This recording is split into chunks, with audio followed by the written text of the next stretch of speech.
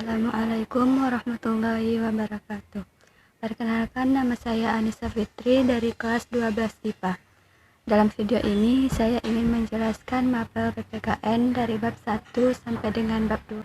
Baiklah, kita masuki materi bab 1, yaitu tentang kasus-kasus pelanggaran hak dan pengingkaran kewajiban warga negara. Baik, kita langsung saja masuki ke dalam materi. Yang pertama, mengenai hak dan kewajiban warga negara. Hak merupakan semua hal yang Anda peroleh atau dapatkan. Hal tersebut dapat berbentuk kewenangan atau kekuasaan untuk melakukan sesuatu. Setiap hak yang diperoleh merupakan akibat dari dilaksanakannya kewajiban. Dengan kata lain, hak baru bisa diperoleh apabila kewajiban sudah dilakukan. Berikutnya, apa itu kewajiban? Kewajiban sederhana dapat diartikan sebagai segala sesuatu yang harus dilaksanakan dengan penuh tanggung jawab. Dengan demikian, kewajiban warga negara dapat diartikan sebagai tindakan atau perbuatan yang harus dilakukan oleh seorang warga negara sebagaimana diatur dalam ketentuan perundang-undangan yang berlaku.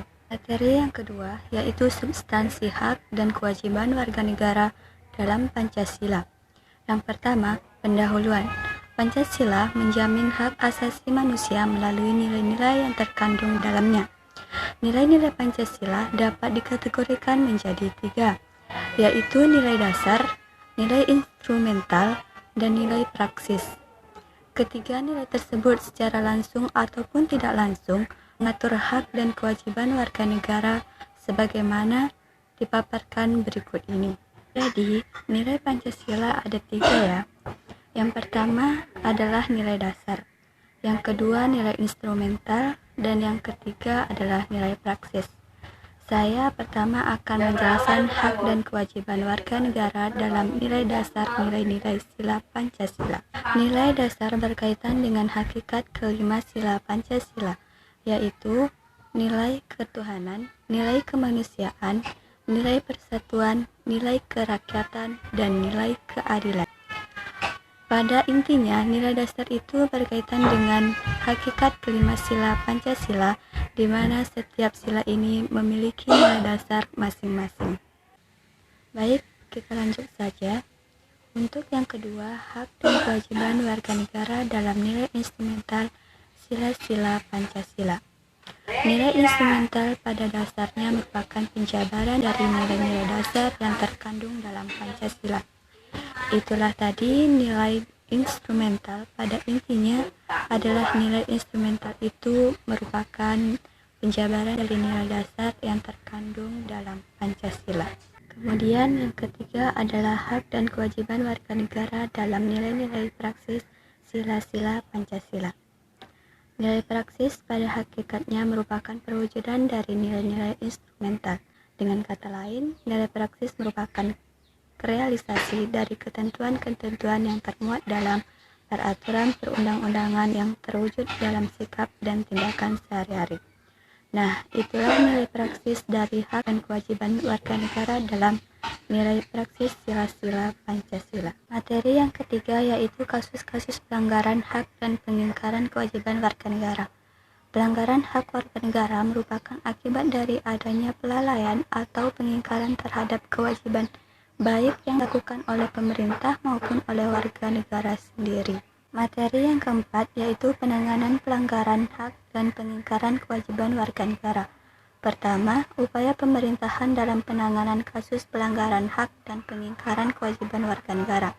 Tindakan terbaik dalam penegakan hak dan kewajiban warga negara adalah dengan mencegah timbulnya semua faktor penyebab dari pelanggaran hak dan pengingkaran kewajiban warga negara. Nah, sampai di sini saya anggap materi bab 1 sudah selesai saya jelaskan.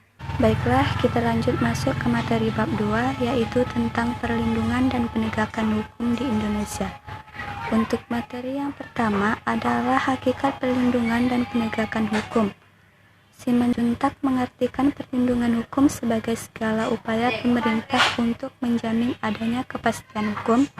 Pada hakikatnya, setiap yang berhak mendapatkan perlindungan dari hukum. Penegakan hukum merupakan syarat terwujudnya perlindungan hukum. Kepentingan setiap orang akan terlindungi apabila hukum yang mengaturnya dilaksanakan baik oleh masyarakat ataupun aparat penegak hukum. Materi yang kedua yaitu peran lembaga penegak hukum dalam menjamin keadilan dan kedamaian.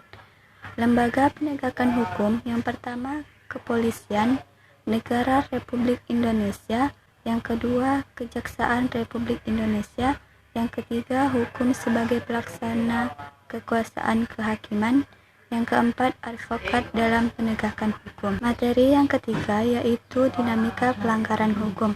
Bentuk pelanggaran hukum lingkungan keluarga, lingkungan sekolah, lingkungan masyarakat, lingkungan bangsa dan negara. Macam-macam sanksi atas pelanggaran hukum. Sanksi norma agama, sanksi norma kesusilaan, sanksi norma kesopanan, sanksi norma hukum. Nah, penjelasan saya dalam video ini sudah berakhir. Sekiranya jika dalam penjelasan saya tadi ada kesalahan, saya mohon maaf sebesar-besarnya.